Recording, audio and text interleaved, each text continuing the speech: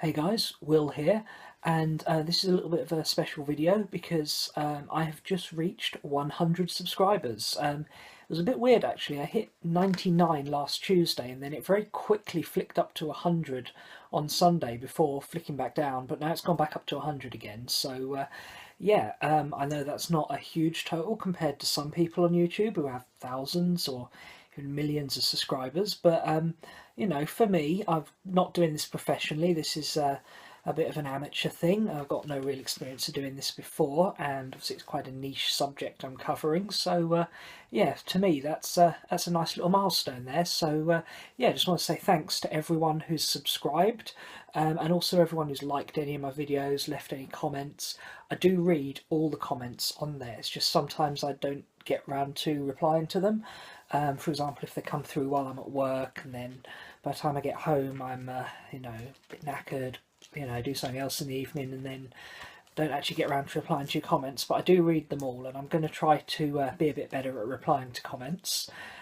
So if I have appeared to ignore one of your comments, it's nothing personal. Wasn't deliberate. You know, I sometimes just don't get around to it.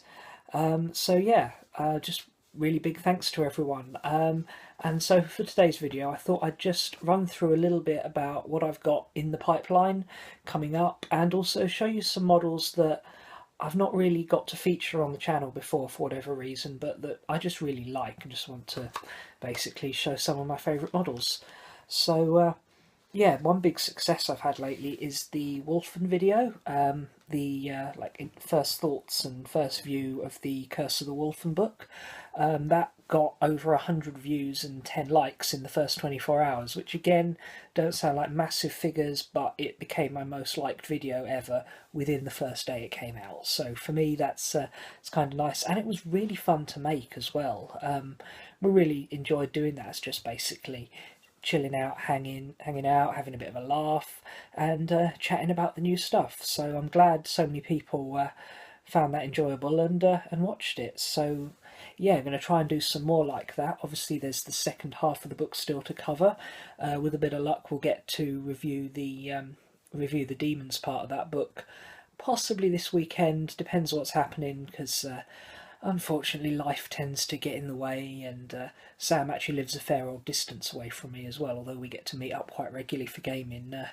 He's about 15 mile away, so it's not always the easiest just to nip over there, but we'll probably get that done this side of the Ultimate Commander tournament. That's the next big thing I've got coming up. Obviously this tournament is only 5 days away now, 5-6 days, so I'm hoping to get some good coverage of that. Obviously I've got one more vlog to put out. My older army is basically done now. I just need to do some final touches, and then talk about that, and then do a vlog talking about that, showcasing the whole army. And I'll probably do both, one looking at the list as part of the vlog Ultimate Commander series, and then another one just showcasing the army as a piece of artwork, really, because it is a beautiful army. Even if I do say so myself, I am really pleased, and I think it's the best army that I've ever produced. So yeah, I might show some of that, talk about what I've done, you know, what inspired me to do certain things, and how that's all looking. So keep an eye out for that one.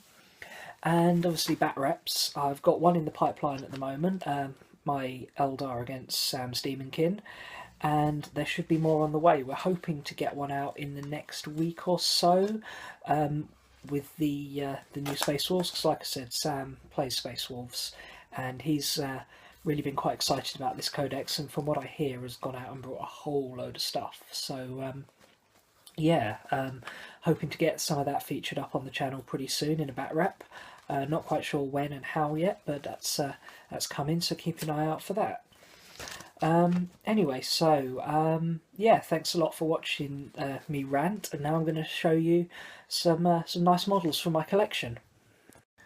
So I've laid out here just a few of my favourite models, and I've tried to pick stuff that's not really been seen on the channel before, just so I can show you a little bit more about what I've got.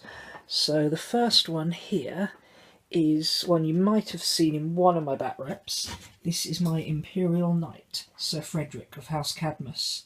Now he was a wedding anniversary present from my wife for our 3rd anniversary, And as you can see, I've painted him up in the standard House Cadmus colour scheme.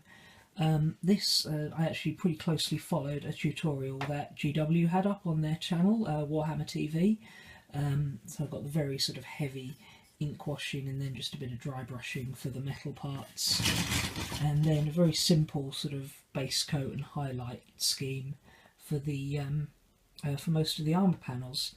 But on the whole, it's looking really nice. All these little decals here, that's all transfers, and I tried to follow the guidance in the Codex Imperial Knights to sort of get those to where they logically should be. So like on the shoulders here, trying to match the sort of the classic House Cadmus heraldry.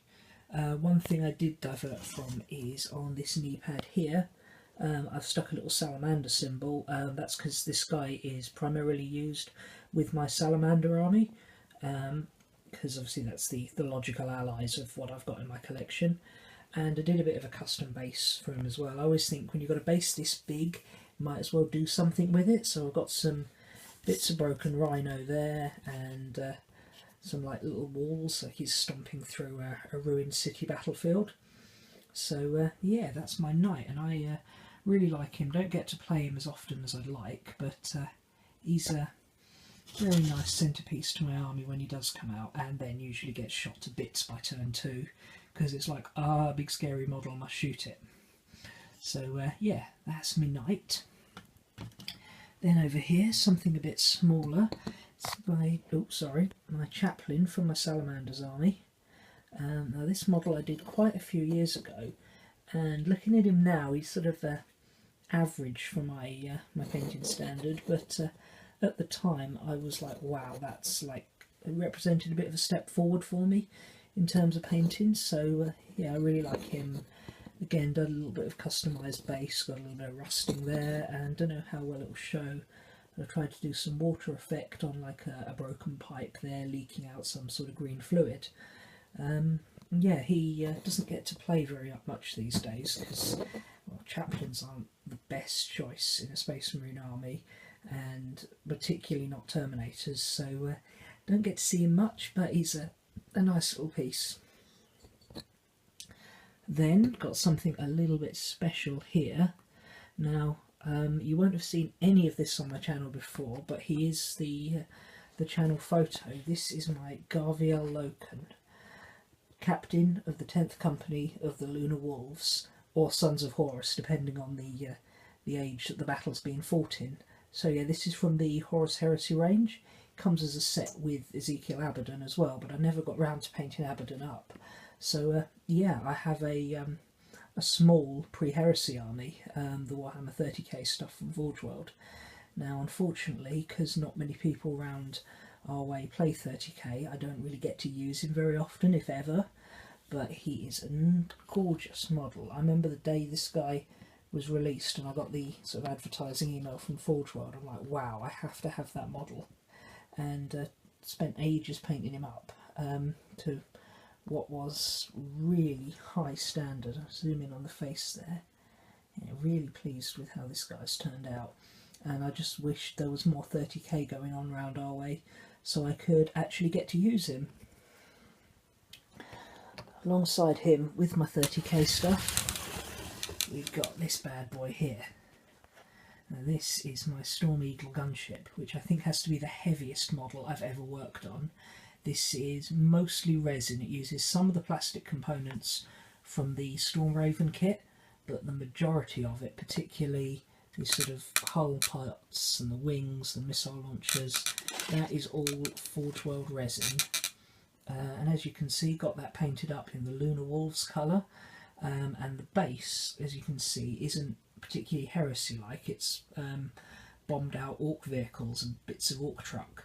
That's because I've tried to paint my army and base it as if it's fighting at the Battle of Ullanor, which was the last great battle of the Great Crusade for the Lunar Wolves before Horus was promoted to War Master and subsequently changed the name and colours of the Legion, and then subsequently went traitor. So yeah, this sort of represents the last moments of the Great Crusade, and this is a lovely model. Painted it up all inside. I don't know if I'm going to get the hatch open with one hand. Don't know if you can see in there. Light's not great, but I've fully painted all the interior details as well.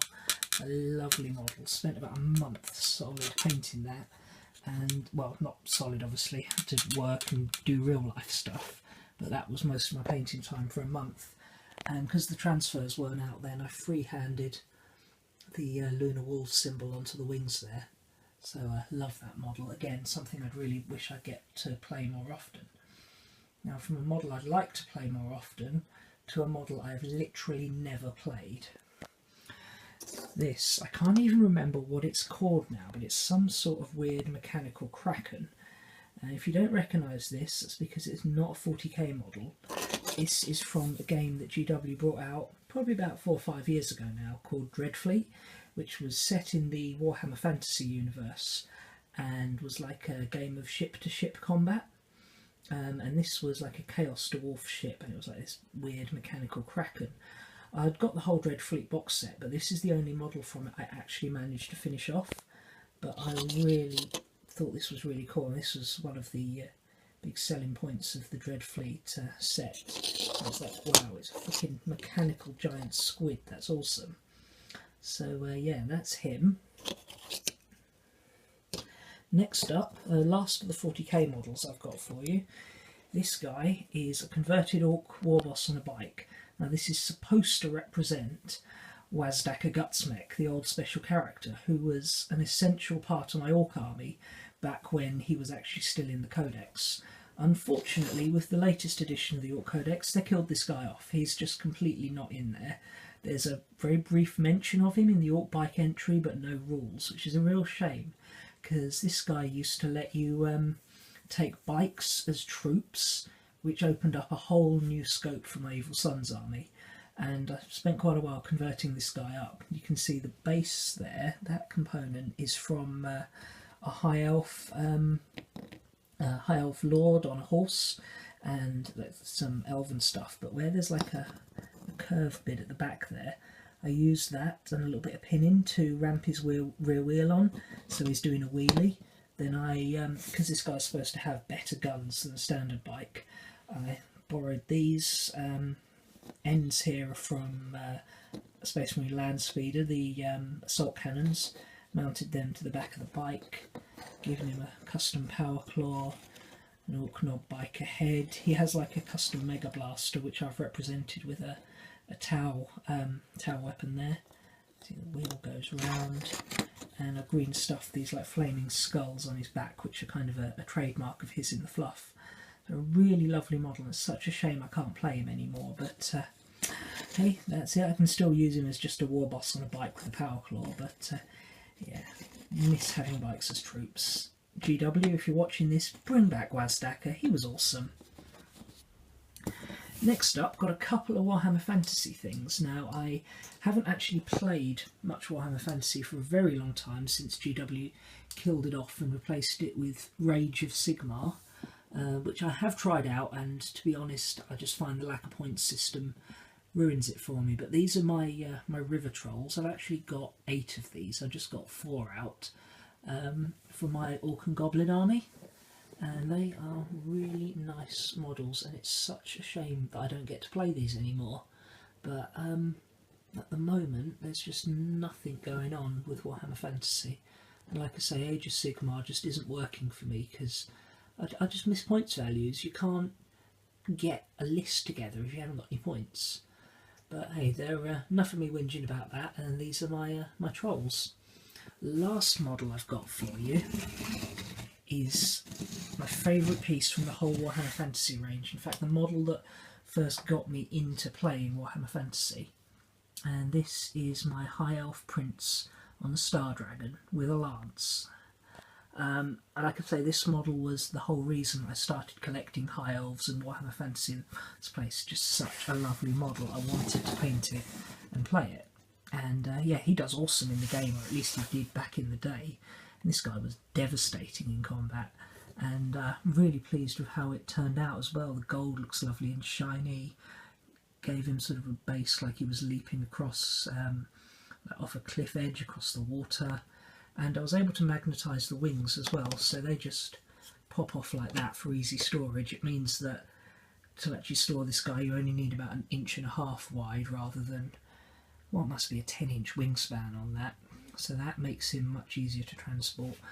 We've also magnetised the rider. The plan was to paint up the other guy, the wizard that goes on there, but never actually got around to doing that. But to be honest, putting a wizard on a dragon's never a good option anyway in fantasy. So yeah, that's just a little snapshot of some of my favourite models that I don't get to play anymore. Hope you enjoyed this video, and once again, thanks a lot for watching, and I'll see you again soon. See you later. Bye.